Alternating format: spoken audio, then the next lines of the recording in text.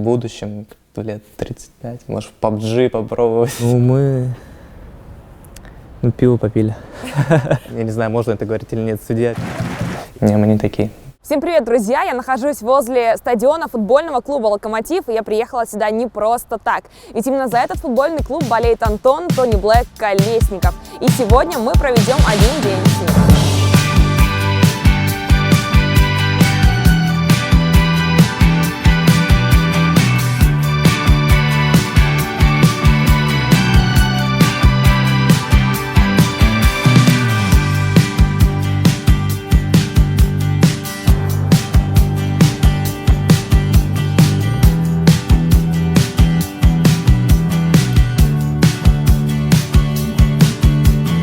Привет, Антон! Петюню, как дела? Нормально. Я вообще небольшой фанат футбола, в отличие, очевидно, от тебя. Но по долгу службы я очень часто бываю на разных стадионах. Но на этой арене я не была. Покажешь мне РЖД-арену, как она есть? Да, конечно. Пойдем. Тогда погнали?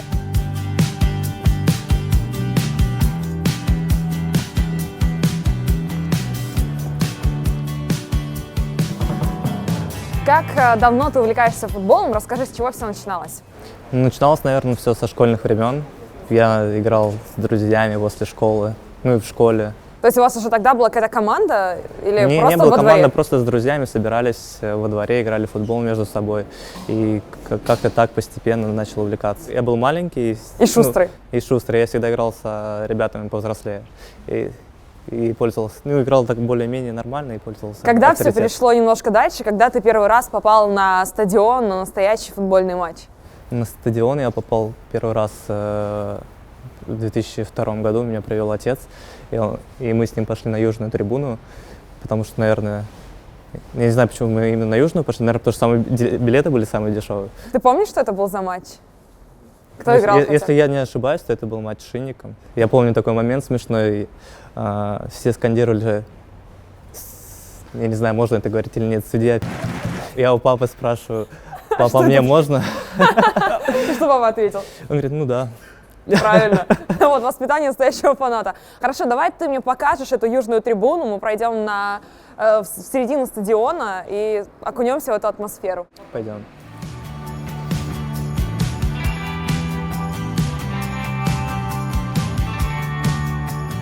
Ну там телефон.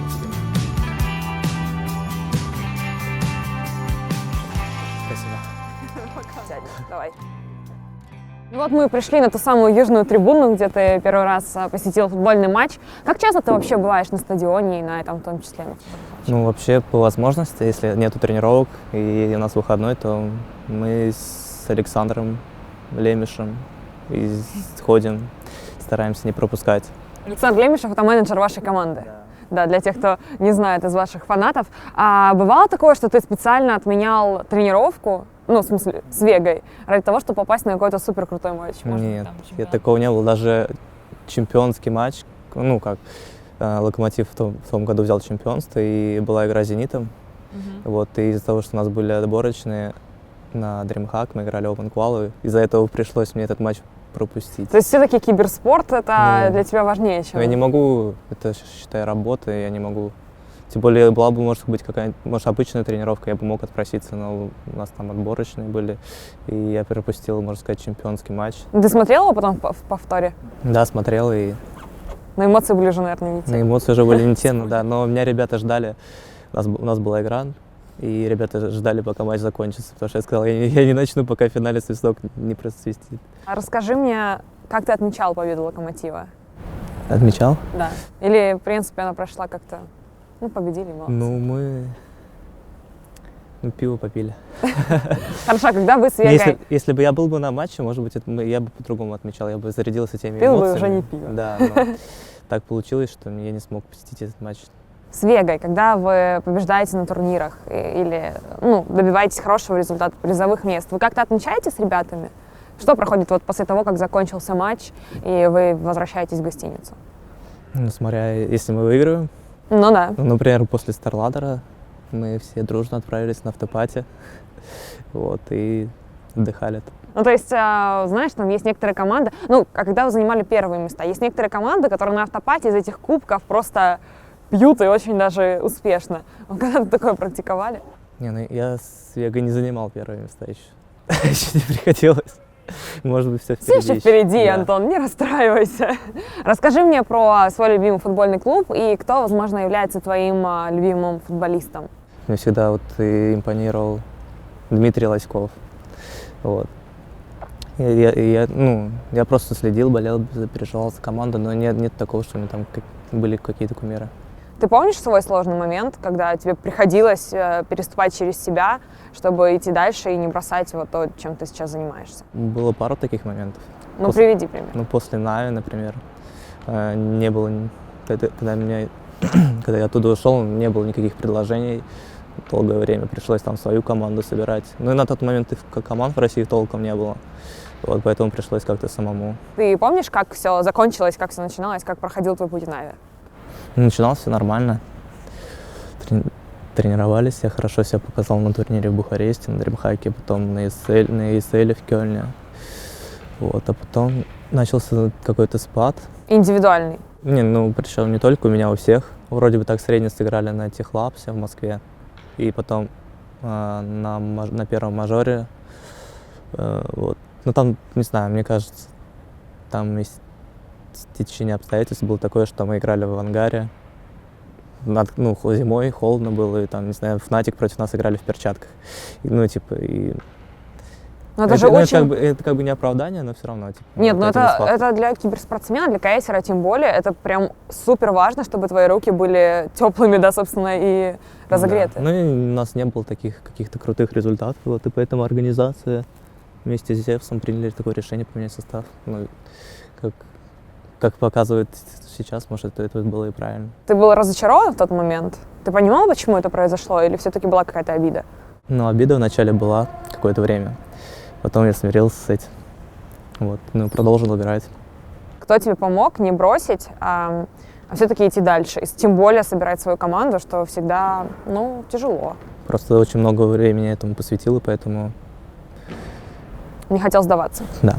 Как ты себя чувствуешь в Веге сейчас? Как дома? Как ты обрел стабильность, тихую гавань, в то же время успешную весьма? Да не знаю. Вообще чувствую себя комфортно. Все друг друга поддерживают, нету давления никакого. Вот. Все зависит вообще в команде от результатов, на самом деле, в любой команде. Если их долгое время не будет, то там в любой команде будут замены. Раз уж мы здесь на трибуне, давай немножко обсудим еще футбол, и это твое увлечение. Ты когда-нибудь участвовал в этих фанатских столкновениях? Знаешь, в этих прекрасных фильмах английских и все остальное? Не, я таким не занимался. Никогда не было желания? Нет, я мирный болельщик. Мирный болельщик.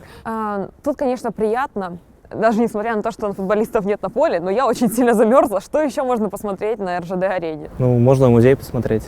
Музей — это прекрасно. Погнали тогда в музей. Пойдем.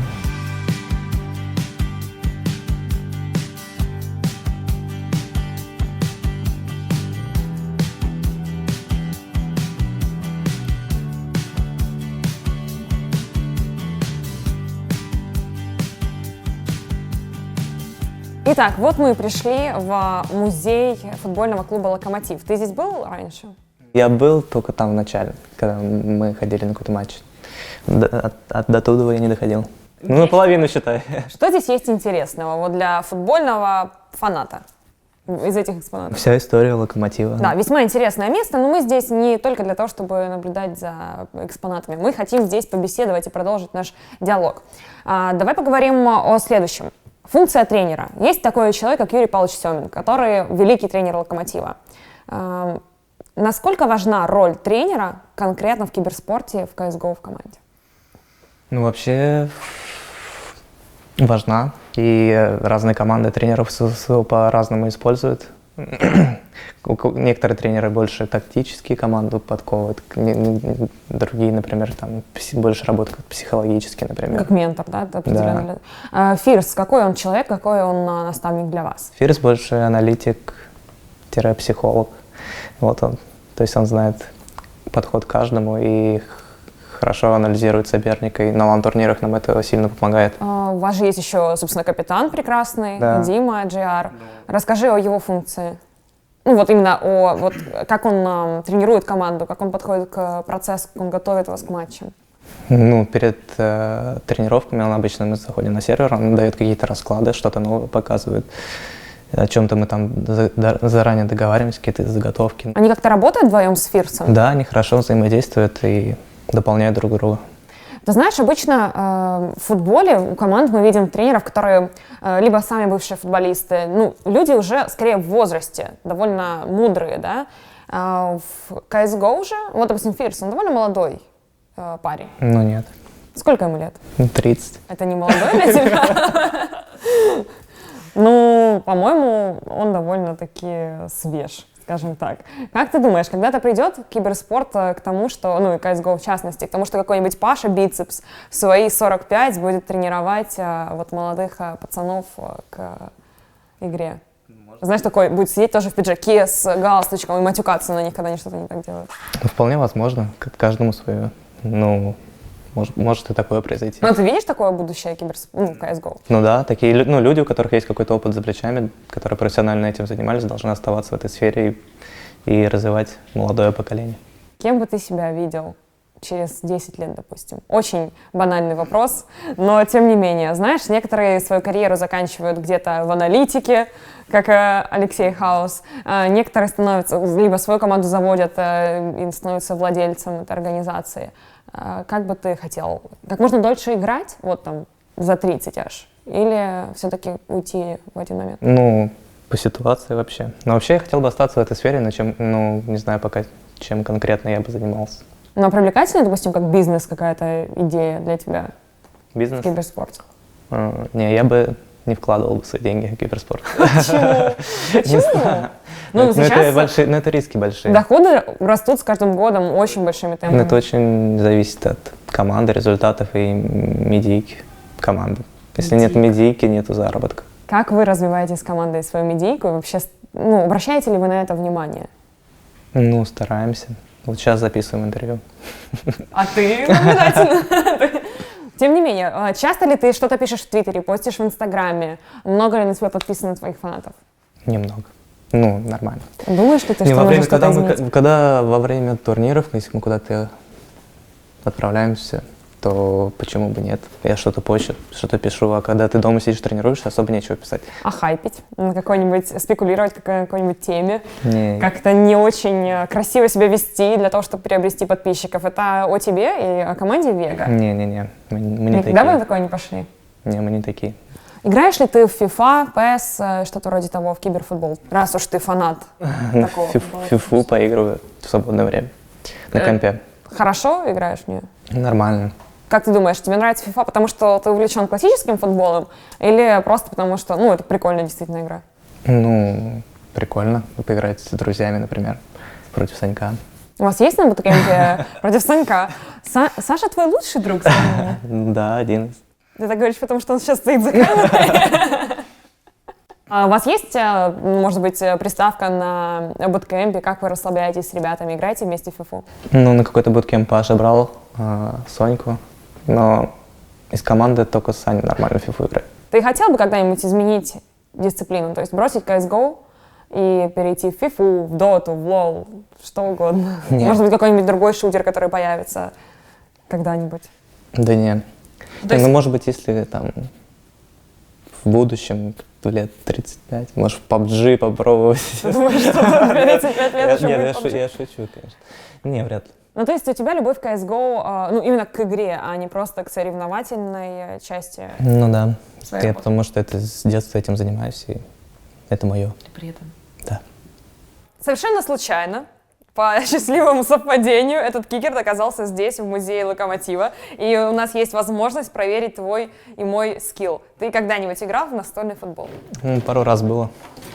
Пару раз было, но я-то понимаю, что ты, как и я, не профессионал далеко. Давай лучше поговорим о тех людях, которые являются профессионалами. Раз уж мы уже затронули тему стримеров, некоторые футболисты профессиональные, с громкими именами, там Дели Али, у которого есть свой Twitch-канал, Неймар, который регулярно играет в CSGO, Гризман, который отмечает свои голы праздничным вот этим вот из Фортнайта. Как ты к этому относишься, следишь ли ты за кем? Ну, всегда интересно посмотреть, послушать, как играют как они играют. А ты смотрел, как Неймар, допустим, играет? Нет, я смотрел, как, например, Александр Головин, игрок сборной России, и играл в PUBG с Дрейнисом. Вот, и было интересно послушать, ему там ребята вопросы задавали. И было интересно послушать, посмотреть, как он играет. Футбольные фанаты же очень скептически относятся к киберспорту и высказываются, даже комментаторы высказываются, весьма грубо даже, бывает. Как ты относишься к тому, что люди не воспринимают киберспорт и CSGO как настоящее соревнование? Да, не знаю, мне кажется, сейчас наоборот это как-то развиваться стало, потому что даже, например, по телевидению, например, на Матч ТВ стали отдельные программы делать про киберспорт, поэтому, мне кажется, с каждым годом все лучше и лучше это развивается. Вот представь, что когда-нибудь CSGO станет таким же популярным, как классический футбол. Мы же к этому движемся сейчас определенно, семимильными шагами. Ты бы хотел такое развитие событий, или ты бы все-таки хотел, чтобы CSGO, киберспорт, остался таким камерным, знаешь, чтобы все осталось, где-то в своей сфере с меньшим вниманием? Да не, я хотел бы, чтобы киберспорт развивался, чтобы больше людей об этом узнавало, больше зрителей приходило на турниры. Ты бы хотел быть как Роналду, который снимается в рекламе Head and Shoulders, зарабатывает на этом, не знаю, очень большое количество денег, и вот такая же популярность, как у него? Было бы неплохо.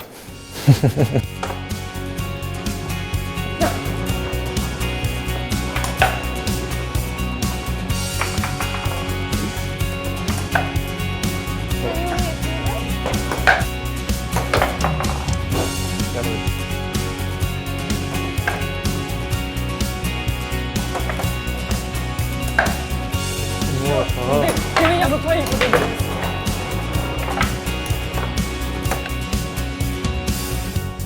Чего он сейчас сама себе выиграл? Эй! Близко кому-то выиграл. Я тебе вначале поддался, Тоня, ты лучше.